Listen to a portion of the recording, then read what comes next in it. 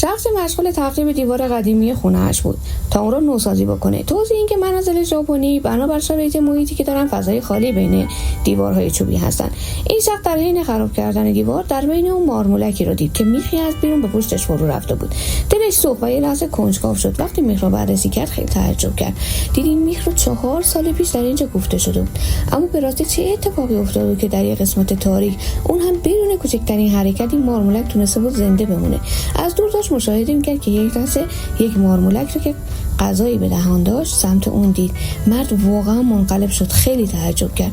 واقعا که چه عشق قشنگی. وقتی یه موجود کوچیک میتونه یه عشق به این بزرگی داشته باشه و اینقدر عالی باشه، چطوری ما نمیتونیم داشته باشیم؟ پس ما هم میتونیم، ما انسان‌ها، این عشق رو به وجود بیاریم و داشته باشیم.